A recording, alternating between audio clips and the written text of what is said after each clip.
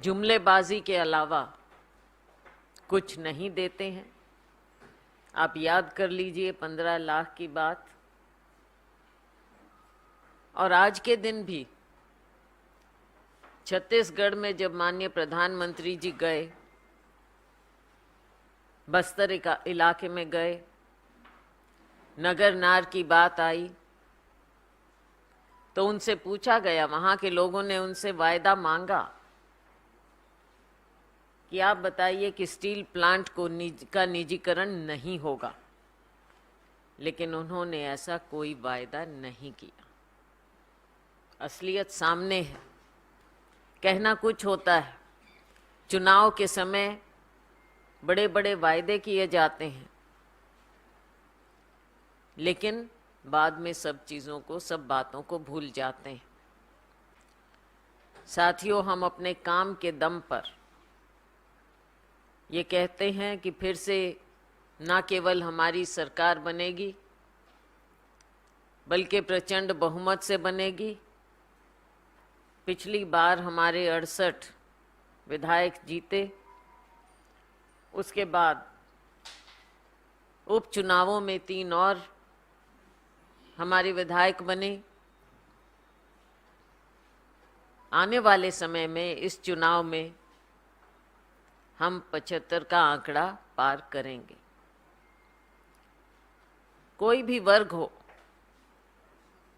चाहे हमारा किसान है, मजदूर है, गरीब है, शहरी है, ग्रामीण क्षेत्र है, हर एक नागरिक को हमने अपने विकास का हिस्सा बनाया है। हर एक को लगा है कि राज्य सरकार ने उसके लिए कुछ ना कुछ करके दिया है, करके दिखाया है। साथियों, चाहे धान की खरीद की बात करें, 1 नवंबर से जो धान की खरीद होगी वो पहले से ज़्यादा 15 क्विंटल से ज़्यादा 20 क्विंटल प्रति एकड़ सरकार करेगी। ये वो बात है जो हमने करके दिखाई है। हमारे आंगनवाड़ी बहनों का भत्ता बढ़ाकर 10,000 किया गया है। कर्मचारियों के लिए काम हुआ है।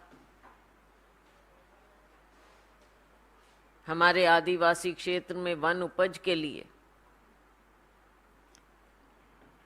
67 वन उपज हम एमएसपी पर खरीद रहे हैं। और देश का सबसे बड़ा हिस्सा 65% वन उपज का छत्तीसगढ़ से किया जा रहा है।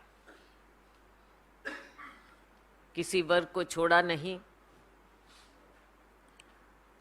आवास की बात करें, 2011 के बाद इस सरकार ने कोई आंकड़े नहीं दिए हैं। और आप ये समझ सकते हैं कि 2011 से अब 2023 हो गया है, पिछली जनगणना हुई नहीं।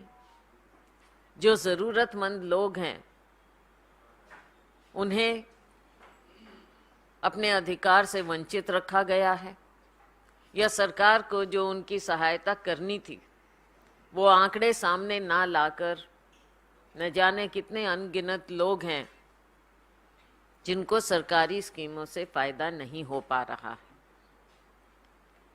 इसे देखते हुए छत्तीसगढ़ में हमारी सरकार ने भूपेश बघेल जी के नेतृत्व में सभी सहयोगियों ने, सबने मिलकर फैसले लिए और हमने 10 लाख लोगों को आवास देने का प्रबंध किया है। तो आप समझ सकते हैं कि छत्तीसगढ़ की हमारी कांग्रेस सरकार लोगों के विकास के लिए प्रतिबद्ध है। काम करके हमने दिखाया है। नीति आयोग की रिपोर्ट खुद इस बात की गवाह है कि छत्तीसगढ़ में 40 लाख लोग गरीबी रेखा से ऊपर उठे हैं, जबकि पूरे देश में विपरीत ट्रेंड हुआ है भारतीय जनता पार्टी सरकार के कार्यकाल के दौरान बनिस्बत यूपीए सरकार के। आरक्षण की हम बात करें, क्यों भारतीय जनता पार्टी सरकार आरक्षण के पिछड़े वर्ग के लुभावने नारे देती है, बातें करते हैं ऊपर से लेकर नीचे तक, शीर्ष नेतृत्व से लेकर नीचे तक, लेकिन जब कुछ देने की बात हो, कुछ करने की बात हो, तो आप पीछे हट जाते हैं। छत्तीसगढ़ में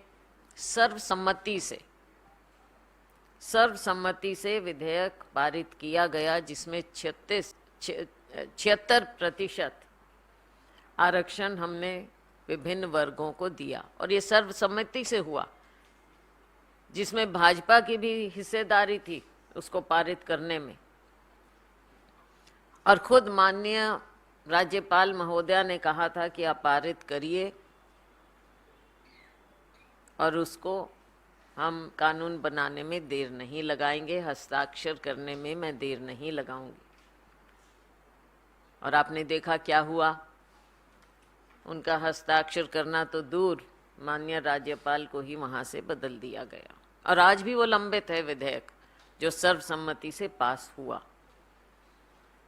जिसमें अनुसूचित जाति और जनजाति के तो जनगणना के आधार पर आरक्षण मिल रहा था, लेकिन हमने ओबीसी का डेटा कलेक्ट किया आयोग के माध्यम से,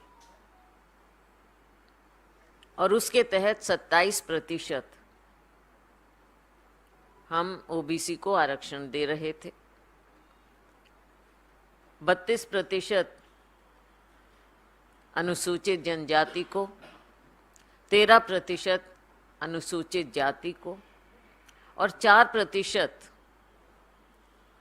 जो इकोनॉमिकली वीकर सेक्शन है, कमजोर वर्ग को। लेकिन इसको भारतीय जनता पार्टी लागू नहीं होने दे रही। ये नहीं चाहते कि जिन लोगों को विकास में हिस्सा देना चाहिए उन्हें मिले। केवल बड़ी बड़ी बातें की जाती हैं, फायदा दिया जाता है तो अपने चंद साथियों को। हमने 2.25 लाख करोड़ के करीब पैसा अपने इन वर्गों में बांटा है जो जरूरतमंद वर्ग है हमारी सरकार ने छत्तीसगढ़ में। लेकिन केंद्र सरकार इसमें हिस्सेदारी नहीं देना चाहती। धान की भी अगर हम बात करें तो जाकर वहां पर,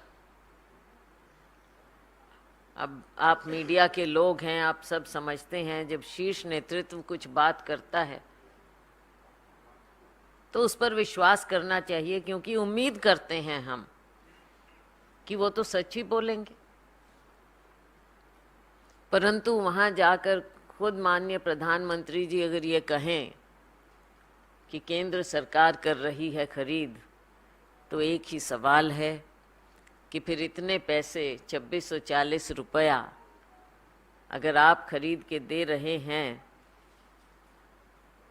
तो फिर गुजरात में क्यों नहीं, उत्तर प्रदेश में क्यों नहीं, वहां पर क्यों 1100 रुपया? इस तरह से जब लोगों को बरगलाने की बात करते हैं तो लोगों का विश्वास उठता है, भरोसा उठता है।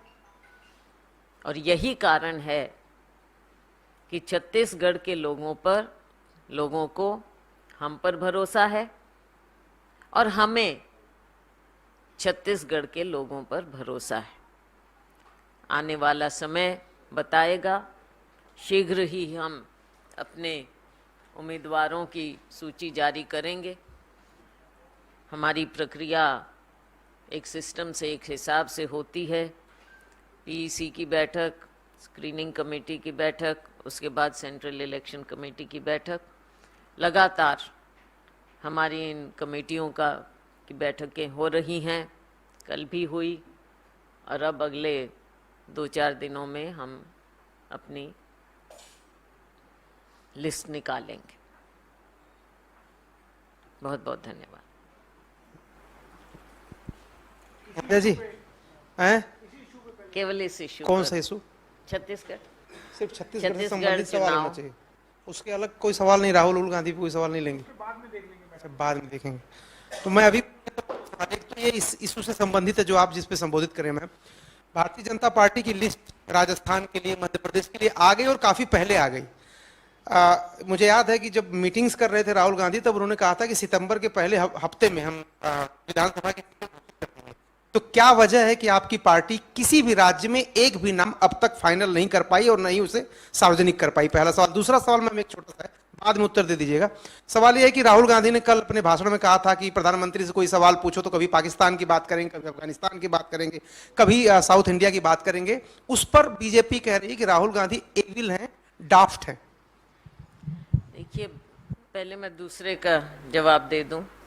जिस प्रकार की भाषा का प्रयोग आप आज के दिन देख रहे हैं, अगर सीधा इनसे सवाल पूछा जाए, ये निम्न स्तर पर आ जाते हैं। कभी पब्लिक डिस्कोर्स में इस प्रकार की भाषा का प्रयोग हुआ नहीं है, ना हमारे देश की संस्कृति है। जब इनके पास जवाब नहीं होता तो ये व्यक्तिगत इंसल्ट्स पर आ जाते हैं। ये इनकी छोटी सोच को दिखाता है, ऊपर से नीचे, शीर्ष नेतृत्व से लेकर नीचे तक, चाहे आपके मीडिया में हम देखें या बाहर देखें। जिस प्रकार की भाषा का ये प्रयोग करते हैं, ये भूल जाते हैं कि देश ने इनके ऊपर कोई जिम्मेवारी दी है और ये उस जिम्मेवारी को, हमारी भारत की संस्कृति को निभाना नहीं जानते हैं। समय पर इन्हें पता चलेगा। और राहुल गांधी जी जिस प्रकार से उन्होंने यात्रा की, भारत जोड़ो यात्रा, देश भर को जोड़ा, ये बता दें इनके कोई नेता हैं जो ज़मीन पर उतरकर हमारे आम नागरिक के साथ, उनके साथ बैठकर उनके दुख दर्द को सुनते हैं? और आम नागरिक की भी बात भूल जाइए। आप मुझे ये बता दीजिए कि क्या प्रेस के सामने ये कभी आए हैं? क्या आपके किसी सवाल का जवाब इन्हें मिला है, आपको मिला है? क्या माननीय प्रधानमंत्री जी कभी आपसे रूबरू हुए हैं? क्या कारण है? ये एक लोकतांत्रिक देश है और लोकतांत्रिक देश में प्रेस का एक बहुत अहम रोल होता है, मीडिया का अहम रोल होता है। और ये आपको दिन प्रतिदिन महसूस हो रहा होगा कि प्रेस की, मीडिया की इस देश में इन्हें कोई ज़रूरत नहीं महसूस होती। रही बात पहली, जो आपने लिस्टों की बात कही, मैं छत्तीसगढ़ के संदर्भ में जवाब दे सकती हूँ आपको कि हमारे स्थानीय नेताओं ने ही, और हम सबको महसूस हुआ कि हम अभी अपना कार्य करते रहें और लिस्ट हम ले आएंगे। हमें मालूम है, हम स्थिति भी देख रहे, तो उसके हिसाब से हमारे ही एडवाइस पर ये फैसला लिया गया कि हम इसको समय देखते हम करेंगे। हेलो, अच्छा माइक है, आप फिर ले लीजिए। हाँ जी मैम, मेरा सवाल ये है कि कहते हैं कि छत्तीसगढ़ धान का कटोरा है और छत्तीसगढ़ की जो सत्ता की चाबी है वो धान के माध्यम से ही निकलती है। पिछली सरकारें आई, धान खरीदी को लेकर वादा करके ही वो सत्ता में आई। आपने कहा कि धान खरीदी सबसे ज़्यादा छत्तीसगढ़ के भीतर किया जा रहा है, 2640 रुपये प्रति कुंटल दिया जा रहा है। आने वाले वक्त में क्या ये ऐलान आप लोग और ज़्यादा बढ़ाने वाले हैं? और भारतीय जनता पार्टी कह रही है कि धान खरीदी नहीं है बल्कि ये छलावा है किसानों के साथ, क्या कहेंगी? क्या पहले ये बताएं छलावा किस तरह से है? अगर हम अपने किसान को छत्तीसगढ़ में सबसे ज़्यादा दाम दे रहे हैं तो छलावा तो ये बाकी देश में कर रहे हैं जहाँ पर इनकी सत्ता है। वहाँ के किसान को क्यों नहीं दे पा रहे? जैसा मैंने कहा, इनको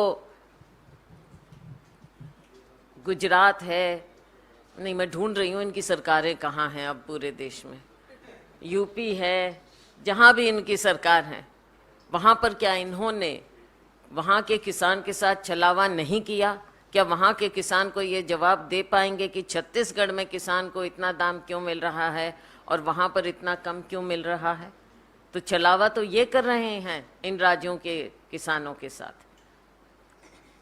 और हमने अभी पहले 15 क्विंटल प्रति एकड़ हम खरीद कर रहे थे, 1 नवंबर से हम 20 क्विंटल प्रति एकड़ करेंगे। मेरा ये सवाल है कि 2 चरणों में मतदान होना है छत्तीसगढ़ में, तो आपकी लिस्ट क्या एक साथ सभी उम्मीदवारों के नाम का चयन होगा या आप भी चरण वाइज उसमें नाम का अनाउंस करेंगे? दूसरा ये कि जिस तरीके से छत्तीसगढ़ में चुनावी मुकाबला और जो आरोप प्रत्यारोप की राजनीति हम देख रहे हैं, जिस तरीके से छत्तीसगढ़ में सीएम फेस को लेकर भूपेश बघेली कमान संभालेंगे आगे, या फिर इसके लिए भी अभी सस्पेंस बना रहेगा?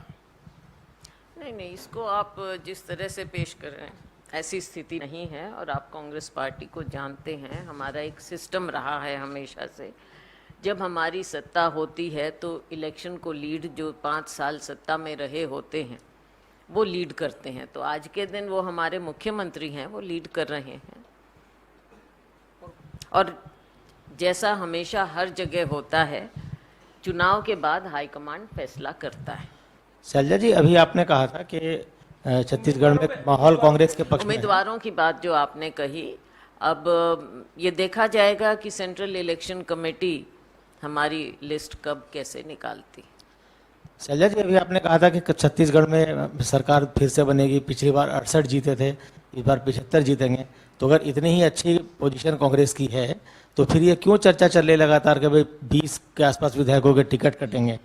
दूसरी तो क्या वजह है कि अगर सरकार ने काम बहुत अच्छे किए हैं, सरकार के पक्ष में माहौल है, तो फिर सिटिंग विधायकों के टिकट काट इतने